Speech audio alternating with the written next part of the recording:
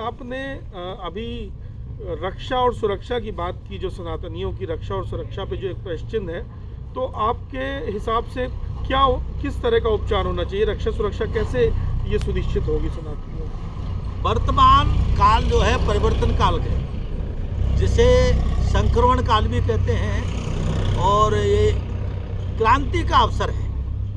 ऐसे में हिंदू को खड़ा होना चाहिए, और हिंदू को खड़ा होने का मतलब है एक एक हिंदू सैनिक बन के खड़ा हो। जैसे आप कल की सेना चलाते हैं, हमारे द्वारा भी हिंदू रक्षा सेना का काम चलता है, तो हमारा और आपका एक ही मत है कि हर हिंदू को सैनिक के रूप में खड़ा करें। और जब हर हिंदू सैनिक के रूप में खड़ा होगा, चाहे वो कल की सेना से जुड़े, चाहे अन्य सेनाओं से जुड़े, लेकिन अन्य जो राजनीतिक संगठनों से बचना शुरू करो।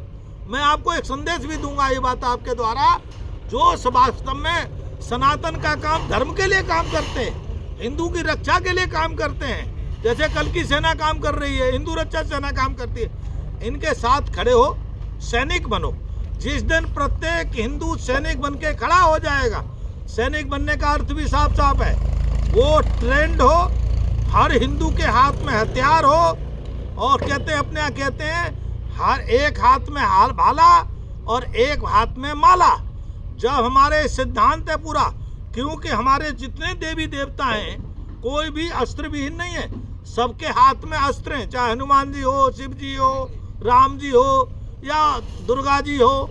सब ये संदेश देते हैं सनातनियों को कि आप अस्त्र के साथ रहो, और अगर आपको बचना है, सुरक्षित रहना है, तो अस्त्रधारी संगठनों के साथ जुड़ो, बिना देर करे जुड़ो, बिना विलंब करे जुड़ो। क्योंकि आपको ध्यान होना चाहिए, इजराइल एक छोटा सा देश है, और उस देश से अमेरिका घबराता है, उस देश से रसिया घबराता है, बड़े बड़े ताकतवर लोग घबराते। उसका कारण केवल ये है कि इजराइल का बच्चा बच्चा सैनिक है, वहाँ का हर व्यक्ति सैनिक है, और वास्तव में भारत पर पूरे विश्व की कुदृष्टि लगी हुई है। उस कुदृष्टि से रक्षा करना है तो हर व्यक्ति सैनिक बने, और सैनिक की भूमिका में संगठनों के साथ खड़ा हो, तन मन धन से पूरे समय दो। आप एक बार को राजनीति भूल जाओ, 5-10 साल इन राजनेताओं के बहकाए से बचो, क्योंकि राजनेता ने गिरगिट को फेल कर दिया है। गिरगिट तो कला खाने के बाद रंग बदलती है, लेकिन भारत का राजनेता कभी भी खड़े खड़े रंग बदलने लगता है। जैसे वोट लेगा हिंदू के नाम पर, बाद में कह देगा हम सेकुलर है, खड़े खड़े कह देगा, को बाद में कहने लगेगा जो हमारा जो संविधान है सेकुलर है, झूठ बढ़ाएगा। भारत का संविधान सेकुलर नहीं है, भारत का संविधान पंथ निरपेक्ष है। पंथ निरपेक्ष का मतलब होता है धर्म सापेक्ष।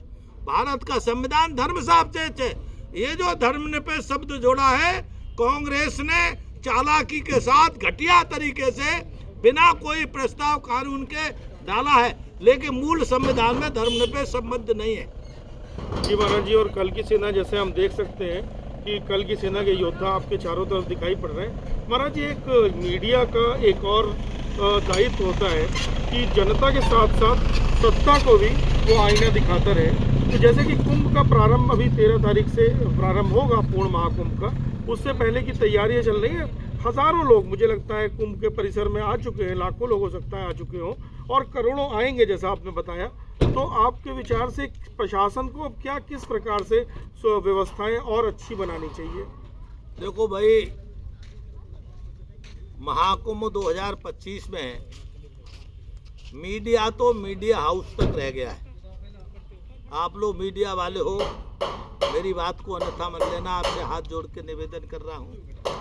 आपकी बहुत बड़ी जिम्मेदारी है, आप उस जिम्मेदारी से बच रहे हो।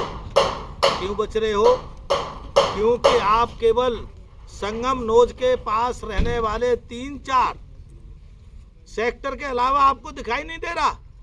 जब आपका 45 किलोमीटर में ये कुंभ क्षेत्र बना है, उसे आप क्यों नहीं दिखाई देते? आपको तो मैं बधाई देता हूँ, धन्यवाद करता हूँ कि मैंने अभी पिछले दिनों कुंभ की दुर्दशा पे वीडियो डाला, वायरल हो गया। आप अकेले हो जो पहली बार मेरे पास मिले इस विषय पर। इस नाते आपको बहुत बहुत धन्यवाद। नहीं तो इस समय कुंभ का स्नान 13 तारीख को है, कितने दिन रह गया आप देखिए। कोई व्यवस्था नहीं है।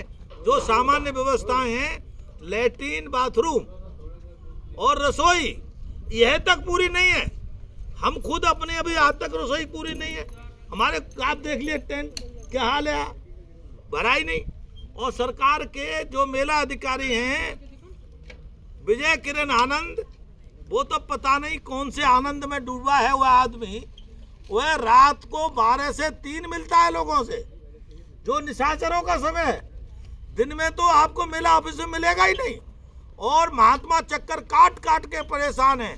और हमको तो पता लगा है कि योगी आदित्यनाथ को भी संगम नौज पर घुमा करके भेज ले जाता है।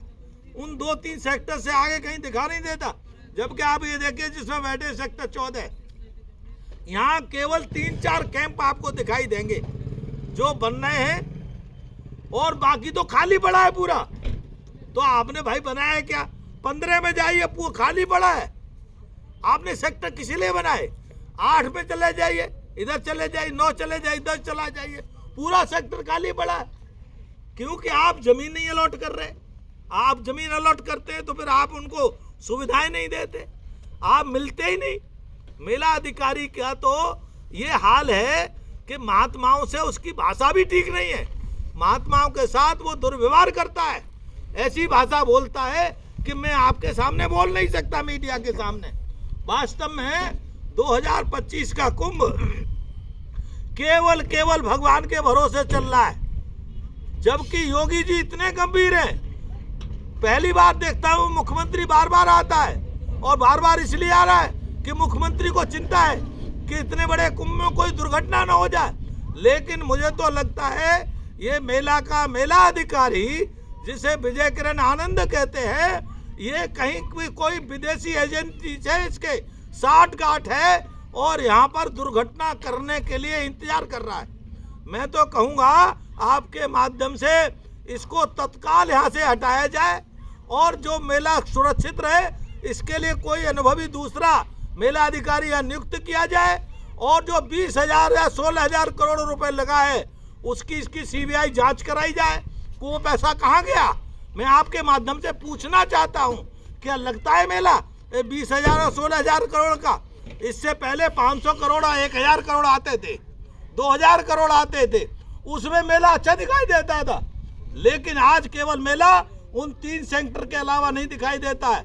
आज 8-9 तारीख हो रही है, लेकिन मेला दुर्दशा में है। लोग कैसे स्नान करेंगे? 13 और 14 का लग नहीं रहा, जबकि शाही स्नान होता है, महत्वपूर्ण स्नान है।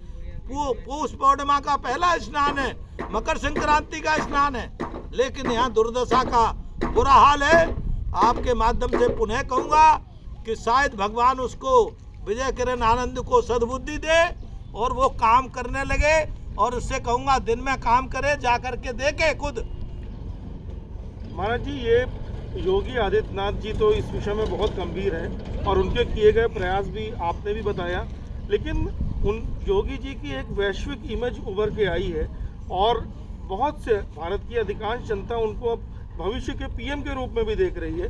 तो ये जो आरोप आपने लगाए हैं बड़े गंभीर हैं, क्योंकि इसमें कोई दुर्व्यवस्था से या किसी दुर्घटना से नहीं, योगी जी का राजनीतिक करियर भी खराब हो सकता है। आप ठीक कह रहे हैं।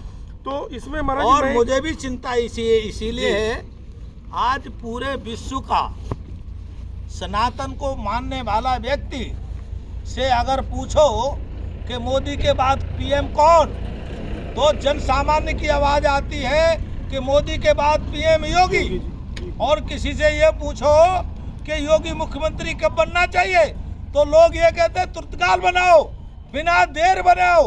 तो कहीं ऐसा तो नहीं है कि जिस पूरा विश्व योगी की तरफ देख रहा है डरते हुए कि अभी तो मोदी था, मोदी से खतरनाक योगी होगा, तो कहीं विजय किरण आनंद ने अमेरिका या आदि एजेंसी से सांठगांठ तो नहीं करी है, जो योगी जी की इमेज के साथ इस मेला के माध्यम से खिलवाड़ करना चाहता हूँ।